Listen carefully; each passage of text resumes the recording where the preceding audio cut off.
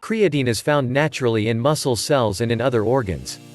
It can help you gain muscle, enhance strength, and improve your workout performance. Creatine can be produced from two amino acids, glycine and arginine. Thus creatine isn't something that your body hasn't met before. Watch this video to the very end to get up to all you want to know about creatine. 1. Creatine in foods. The quantity of creatine in your body can be influenced by meat intake, exercise, muscle mass, and hormone levels testosterone. Creatine isn't stored not only in your muscles, but also your brain, liver and kidneys. Your stores of phosphocreatine, a form of stored energy in the cells, help your body produce more of a high-energy molecule called ATP. ATP is the body's energy currency. Supplementing with creatine increases these stores. The most common and well-researched supplement form is called creatine monohydrate. Many other forms are available, some of which are promoted as better. Studies show no benefits of them compared to creatine monohydrate, which is also cheaper and therefore the best solution. Creatine increases the phosphocreatine stores in your muscles, used to produce more ATP, which means more energy for your heavy lifting. Creatine can help you in a lot more ways than just an energy boost. It can improve cell signaling, which means that you can recover better and faster. Raise your anabolic hormones levels. Increase the level of cell hydration. Reduce protein breakdown. Regarding muscle gain, creatine can help with that too. A large review of supplements stated that creatine is the single most beneficial supplement for mass gain. A study targeting older adults who supplemented with creatine for 14 weeks concluded that there was a statistically significant improvement in leg strength and also regarding muscle mass. 2. Creatine for strength. Maybe gaining muscle isn't your main goal, and you want to be stronger or perform better. Creatine helps here too. Usually, your ATP levels deplete in less than 15 seconds if you train high intensity, but when you take creatine, the ATP levels increase, thus you can train at your highest level longer. If your body produces more ATP, then you have more power. One review found that adding creatine in the lifting program of the participants increased their strength by 8%, their performance by 14% and 1 RM bench press by 43% compared to training alone. 3. Creatine dosage. First things first, what dose?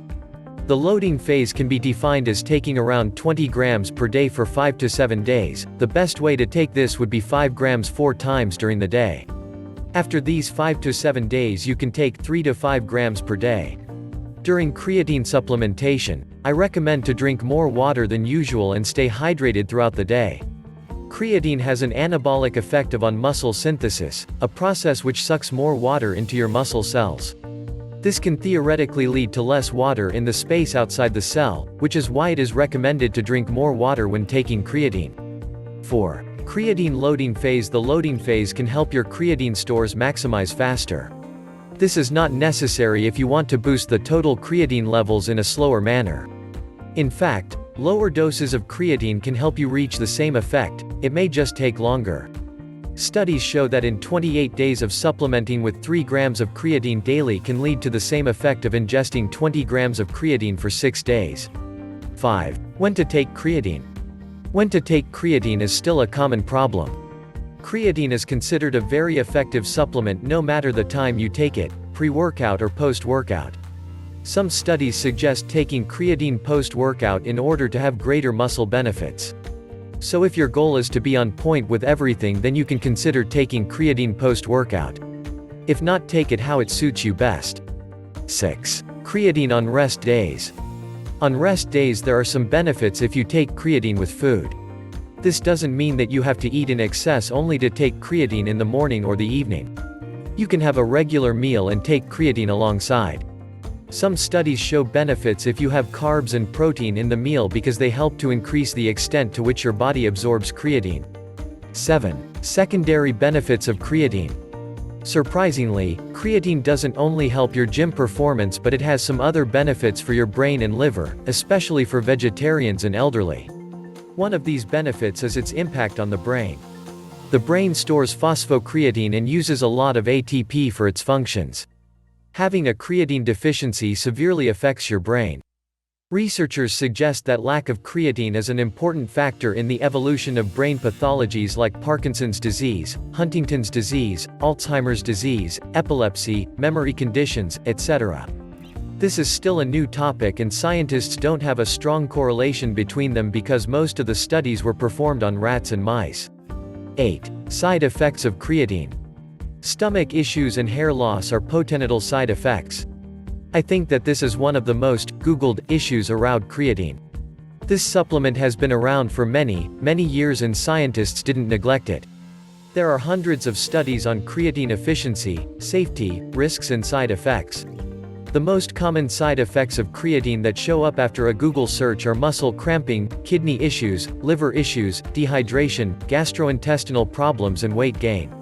Some of these like liver and kidney issues seem to be true because these two organs play an important role in creatine production and clearance. 9. Is creatine bad for your kidneys? One study showed that creatine does not affect a healthy liver or kidney if you respect the dosage and if you don't have a pre-existent condition. In cases you take high doses of creatine, blood work can show high creatinine levels, but that is absolutely normal.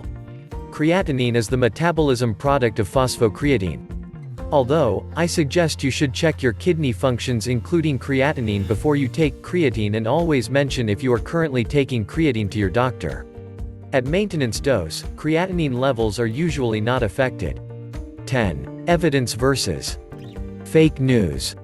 The other side effects I mentioned earlier seem to be fake news, because this study found that the incidence of those effects was reduced when the participants started taking creatine. Dehydration as a side effect is a myth. In fact, creatine improves hydration levels and even improves the body's thermoregulatory response to exercise. So it seems that creatine has a protective effect. Even if I talked about some of the side effects and proved them wrong, you should consider some counterindications and precautions. 11. Creatine and hair loss. Creatine was associated with hair loss. There isn't much to indicate that creatine supplementation actually causes hair loss. In fact, much of the evidence is anecdotal. This means that it comes from people's personal experiences. A small study in college-age rugby players found increased levels of a hormone associated with hair loss following 3 weeks of a creatine supplementation.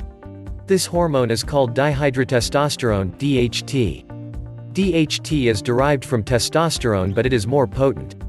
I consider important that the researchers didn't actually observe hair loss, so this is just speculation. Further studies may be needed to confirm this, especially if you are genetically predisposed to hair loss. 12. Vegetarians and creatine.